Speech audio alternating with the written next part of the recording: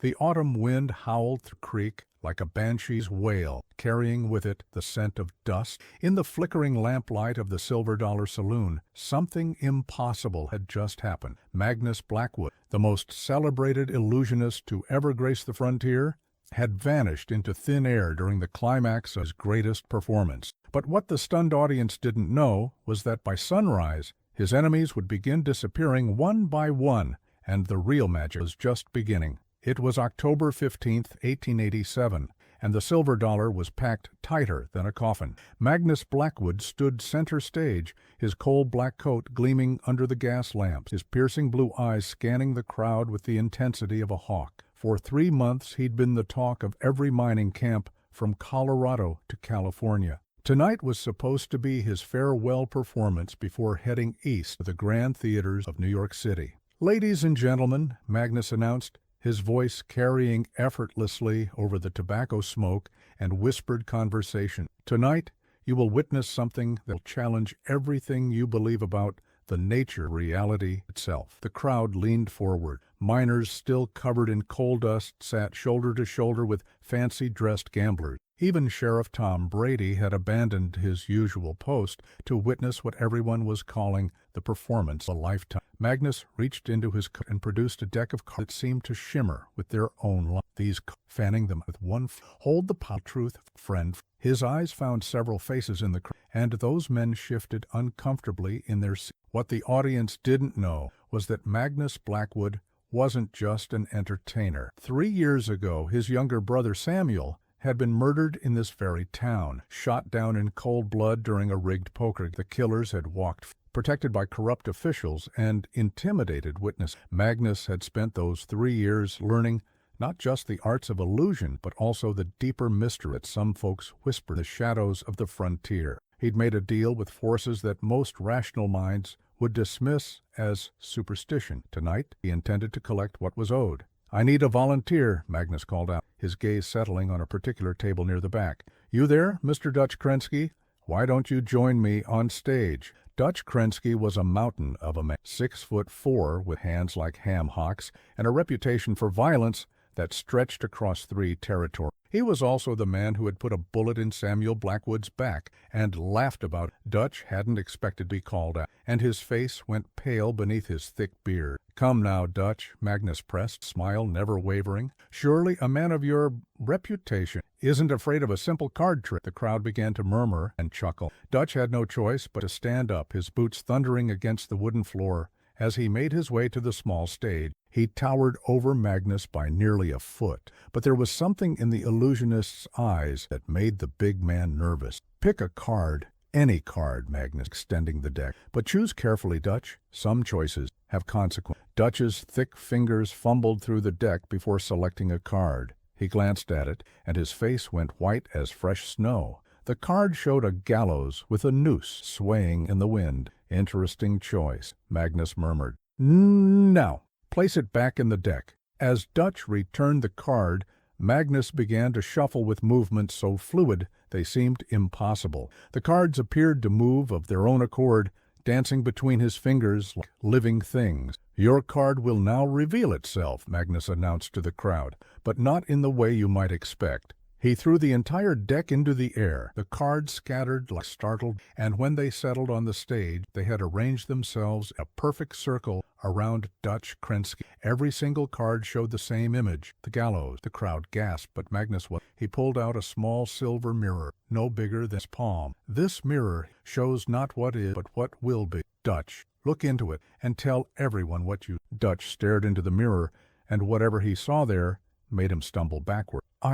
I see," he started, but the words wouldn't come. His face had gone gray, and sweat was pouring down his forehead despite the cool evening air. "Perhaps," Magnus said softly, "you see the truth catching up with you at last." That's when the real magic began. Magnus raised his hands, and the very air around him seemed to shimmer like heat waves rising from summer pavement. "Ladies and gentlemen," he called out, his voice now carrying an otherworldly resonance, "tonight you witnessed justice long delayed but never denied." The gas lamps began to flicker wildly. The temperature in the saloon dropped 20 degrees in an instant. Several patrons began to back toward the doors, but found them mysteriously sealed shut. Magnus began to speak in a language that predated the frontier, predated the territories, predated perhaps civilization itself. The words seemed to come from the earth below and the stars above, weaving together in patterns that made reality itself seem negotiable. Dutch Krensky was now shaking like a leaf in a tornado. "Stop this," he pleaded. "Whatever you're doing, stop this right now." 3 years ago, his voice now echoing from every corner of the room, my brother Samuel sat in this very saloon. He was an honest man, trying to win honest money in what he thought was an honest game. But you and your friends had other plans, didn't you, Dutch? The crowd was transfixed. Even those who had heard rumors about Samuel Blackwood's death had never heard the full story. "You dealt from the bottom of the deck," Magnus continued, "and when Samuel called you on it, you accused him of cheating. When he stood to leave, you put a bullet in his back and claimed self-defense. Sheriff Brady over there," Magnus gestured to the lawman, who was now trying unsuccessfully to draw his gun, "was paid to look the other way." Dutch tried to run, but his feet seemed rooted to the spot. "You can't prove nothing," he gasped. "I don't need to prove anything," Magnus replied. "Justice has its own way of finding the truth." The illusionist raised both hands high above his head, and his entire body began to glow with an ethereal light. The crowd watched in stunned silence as he spoke his final words. "What was taken in darkness shall be claimed in light. What was stolen through deception shall be returned through truth. And those who profit from innocent blood shall find that debt comes due with interest." Thunder crashed overhead, though there hadn't been a cloud in the sky moments before. Lightning flashed through the saloon's windows, and in that brief, brilliant illumination, Magnus Blackwood simply wasn't there. The stage was empty. The cards had vanished. Even the smell of his cologne had been swept away as if by an invisible wind. The gas lamp stopped flickering. The temperature returned to normal, and the doors swung open with a loud creak. Dutch Krensky stood alone on the stage, staring at the spot where Magnus had. The big man's terror, and when he finally found his voice, all he could manage was a whisper. "Where did he go?" Sheriff Brady was to speak up, his voice shaky, trying to maintain. "Just some kind of trick. Smoke and mirrors, nothing more. Everyone go home. Nothing to see here." But as the patrons of the Silver Dollar filed out into the night, they all knew they had witnessed something that would haunt their dreams for years. Magnus Blackwood was gone, vanished completely, as if he had never existed. But the feeling in the air suggested that this was far from over. The next morning, Dutch Krensky was found in his cabin on the outskirts of town. The local doctor, a nervous man named Pellman, could find no cause of death. Dutch was simply gone. His body remained, but it was as if his very essence had been drained away. His eyes stared at nothing, and his face was frozen in an expression of absolute terror. Sheriff Brady ordered the body buried quickly and quietly. He told everyone that Dutch had suffered a heart attack brought on by too much whiskey and excitement in the previous show. But Brady knew better. He had seen that 3 years ago in the eyes of a young man named Samuel Blackwood, just where Dutch had ended. Word of Dutch's spread quickly up a creek, as news always did in small frontier. Some folks said it was just coincidence. Others whispered about curses and supernatural. But 3 men in particular knew exactly what Dutch's death meant. Cornelius Wade owned the general store and had been the 4th player in that fatal poker game 3 years ago. He had helped set up the ambush that led to Samuel's death, providing the marked cards that Dutch had used. Jake Morrison ran the local freight company and had disposed of evidence that might have implicated the real killers. And then there was Sheriff Brady himself, who had taken money to ensure that no real investigation took place. All 3 men tried to go about their business as usual that first day after Dutch's death, but none of them could shake the feeling that they were being watched. Shadows seemed to move when no one was there to cast them. Doors that had been locked tight were found standing open, and sometimes, just at the edge of hearing, they could swear they heard the sound of shuffling cards. Cornelius Wade was the first to. By midday, he had packed his most valuable belongings and was preparing to leave town on the next stage. He told his wife he had received word of a business opportunity in San Francisco, but she could see the fear in his eyes. As the sun set on that second day, Cornelius was loading his bags onto the westbound stage when he heard a familiar voice behind him. "Leaving so soon, Cornelius? But the real show hasn't even started yet." He spun around, but there was no one. The other passengers on the stagecoach were all strangers, and the driver was focused on securing the luggage. But Cornelius knew that voice. It was Magnus Blackwood, speaking as clearly as if he were standing right next to him. "Driver," Cornelius called out, his voice cracking with panic. "We need to leave now." "Just getting the last of the bag secured, mister," the driver. "We'll be on our way in just a moment." But as the driver turned to face Cornelius, the merchant's blood turned to ice water in his veins. The driver's face had changed. It was still the same weathered cowboy who had been loading bags moments before, but now his eyes were the piercing blue of Magnus Blackwood. "Going somewhere, Cornelius?" the driver asked in Magnus's voice. "That's not very neighborly. We have unfinished business, you and I." Cornelius stumbled backward, fell off the stage, and ran screaming into the desert. The other passengers watched in bewilderment as he disappeared into the darkness, his cries echoing off the canyon walls until they faded into. The stage driver shook his head and loaded Cornelius's bags back onto the boardwalk. "Frontier life," he said to the room. "It gets them folks eventually." Cornelius Wade's body was found 3 days later by a cavalry patrol nearly 20 miles from town. Like Dutch Krensky, there was no apparent cause of death. He lay peacefully in a small grove of cottonwood, as if he had simply laid down for woken up. But those who found him noted that his face bore the same expression of absolute terror that had marked Dutch's final moments. When word reached Copper Creek, Jake Morrison immediately began making his own plans to leave. Unlike Cornelius, Jake was a more careful man. He didn't panic, didn't make a big show of his departure. Instead, he quietly sold his freight business to a buyer from Denver and arranged to travel east with a wagon train was passing through in a week's time. Jake figured that if he could just get away from Copper Creek, whatever supernatural force was stalking Dutch and Cornelius wouldn't be able to follow him. He was wrong. The night before the wagon train was scheduled to depart, Jake was in his cabin making final preparations when he heard the sound of cards being shuffled in his front room. He grabbed his shotgun and crept toward the sound. But when he peered around the corner, the room was empty. The shuffling continued, seeming to come from everywhere and nowhere at once. As Jake watched in growing terror, playing cards began to appear out of thin air, floating gently down from the ceiling like snow. Each card that landed on his table showed the same image, the gallows. "Hello, Jake," came Magnus's voice from directly behind him. Jake spun around, shotgun raised, but there was no one there. The voice seemed to be coming from inside his own head. "Did you really think you could run from what you've done? Did you think distance would absolve you of Samuel's blood?" "It wasn't me," Jake shut the empty room. "I didn't pull the trigger. Dutch did that. But you helped," and now his voice was coming from the cards themselves. "You disposed of the evidence. You made sure there were no witnesses. You profited from my brother's death." The cards on the table began to move, sliding around to form letters, Justice.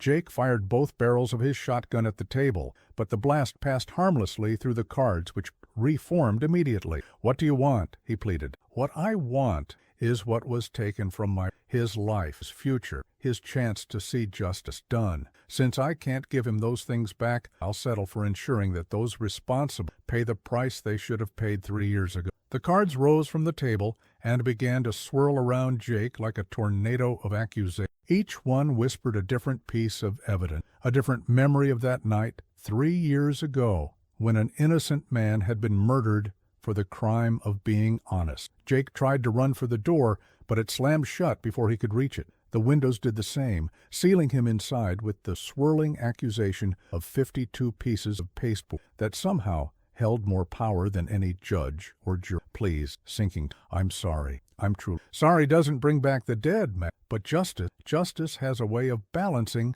the scale." The cards converged on Jake Morrison, and by morning the freight company owner had joined Dutch Krensky and Cornelius Wade in whatever realm awaits those who profit from innocent blood. The wagon train left without him, and his cabin stood empty, its door hanging open like a mouth frozen in a silent scream. Sheriff Brady was the last man standing, and he knew it. For 3 days he had watched his co-conspirators die one by one, each death more mysterious than the last. He had tried to maintain order in the town, tried to investigate the deaths through conventional means, but deep down he knew that conventional methods were useless. Brady was a corrupt, but he wasn't a stupid one. He understood that Magnus Blackwood had somehow returned from whatever realm he had vanished into, and that supernatural justice was being served with the precision of a master craftsman. The question was whether Brady would wait for that justice to find him, or if he would try to meet it on terms. On the fourth night after Dutch's death, Brady sat in his office cleaning his revolver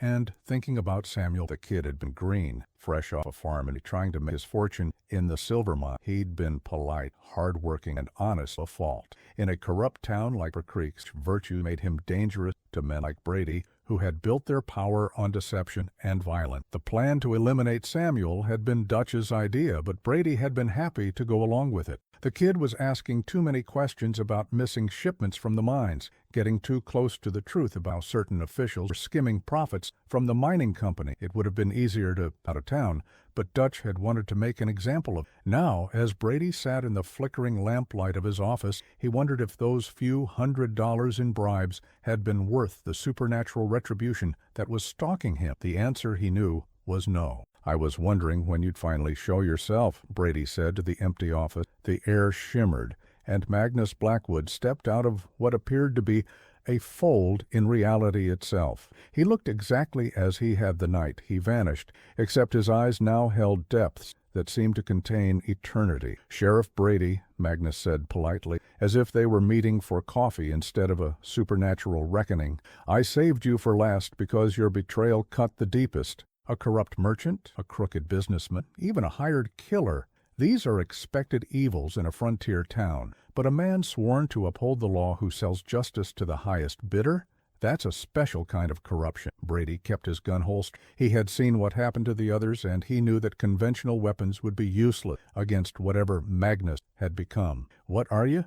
Ghost? Demon? Something else entirely?" Magnus smiled, entirely human. "I'm what justice looks like when the law fails to provide it. I'm what happens when a man makes a bargain with forces older than civilization to avenge innocent blood. I'm the balance that tips when corruption grows too heavy on one side of the scales." "And what happened to the others?" Brady pressed. "Dutch, Cornelius, Jake, are they dead?" "Death is too simple a word for what they experienced. They were transported to a place where they must face the full weight of what they did, over and over, until they truly understand the pain. That it's a form of justice more perfect than any earthly art could." Brady nodded slowly. He had expected. "And now it's your turn. But I'm going to offer you something I didn't offer the others. A choice." This surprised Brady. What kind of choice? Magnus reached into his coat and produced a single playing card. It was the ace of spades. But as Brady watched, the image on the card began to move and shift. "You can come with me now, Magnus, and face whatever judgment awaits you in that other realm, or you can stay here and make amends. Use whatever time you have left to actually serve justice instead of selling it." "And if I choose to stay?" Brady asked. "Then you'll live with the knowledge of what you've done until your natural death. But every day you'll work to balance the scales. Every corrupt deal you turn down, every honest investigation you conduct, every time you choose justice over profit, it all goes toward paying the debt you owe my brother's memory." "Neo." Brady stared at the card, which now showed an image of scales balancing precariously between light and darkness. "Why are you offering me this chance? The others didn't get a choice." "Because, Magnus, I've been watching you these past few days. I've seen the guilt eating at you, the genuine remorse. The others died unrepentant, concerned only with saving their own skins. You, at least, seem to understand the weight of what was done." Brady was quiet for a long time, staring at the shifting image on the card. Finally, he looked up at Magnus and said, "I'll stay. I'll try to make it right." Magnus nodded and placed the card on Brady's desk. "Then this will serve as your reminder. Every morning when you wake up, look at this card and remember what justice truly means. And, Sheriff," Magnus paused at the door, "if you ever forget, if you ever fall back into your old ways, I'll know. And next time, there won't be a choice." With that, Magnus Blackwood faded away like morning mist, leaving Sheriff Brady alone with his conscience and a playing card that would forever remind him the price of corruption. The strange events in Copper Creek became the stuff of legend throughout the territory. Travelers would stop in the Silver Dollar Saloon and ask to hear the story of the magician who vanished during his act and the mysterious deaths that followed. Some believed every word, others dismissed it as frontier superstition, but everyone agreed that something had changed in the town after that October night In 1887, Sheriff Brady proved true to his word. For the remaining years of his life, he served as an honest lawman, earning a reputation for fairness and integrity that stretched across 3 territories. He never spoke publicly about what had happened, Dutch Cornelius, but those who knew him well said that he sometimes seemed to be consulting with invisible advisors before making important decisions. The Silver Dollar Saloon continued to operate, and occasionally traveling performers would take the stage where Magnus Blackwood had made his appearance. But none of them could match the sense of genuine magic that had filled the room that night, and none of them ever attempted to vanish during their. Magnus Blackwood himself was never seen again in Copper Creek, but travelers throughout the frontier began reporting encounters with a mysterious figure who appeared at moments of injustice. A corrupt judge in Colorado found his courtroom filled with floating playing cards the night before he was to render a dishonest verdict. A gang of claim jumpers in California discovered their stolen gold had turned to worthless lead, along with a note signed simply M.B. A crooked marshal in Arizona woke one morning to find his badge had transformed into a mirror that showed him the faces of all the innocent people he had wronged. Some said these incidents were coincidence. Others credited them to copycat performers trying to capitalize on the Magnus Blackwood legend. But those who looked closely at the evidence found certain consistency: the use of playing cards as symbols, the emphasis on justice over revenge, and always somewhere in the aftermath, the lingering scent of stage makeup and magic. Years passed, and the story of the Saloon Illusionist became part of the folklore of the American West. It was told around campfires and in saloons, passed down from old-timers to greenhorns, growing and changing with each telling, but never losing its essential truth, that justice, even when delayed, is never truly denied. And in a small cemetery outside Copper Creek, a simple headstone marks the grave of Samuel Blackwood, beloved brother, honest man, and the victim whose death sparked one of the most unusual tales of frontier justice ever recorded. The headstone bears a simple epitaph: "Truth will out." But locals will tell you that sometimes on quiet nights when the wind is just right, you can hear the sound of shuffling cards coming from the direction of that grave. And if you happen to be walking past the Silver Dollar Saloon at just the right moment, you might catch a glimpse of a figure in a black coat standing at the window, watching and waiting, ensuring that the scales of justice remain forever balanced. The disappearance of Magnus Blackwood during his final performance had indeed marked the beginning of something extraordinary. It was the moment when the frontier learned that some debts can only be paid in full, and that true magic lies not in tricks and illusions, but in the eternal human desire to see justice done. And so the legend lives on, reminding all who hear it that in a world where the law sometimes fails and the powerful often reap consequences, there are forces at work that remember every injustice and ensure that eventually somehow scales. The truth had indeed, and with it came the understanding that some magic is real, some vanishing acts are permanent,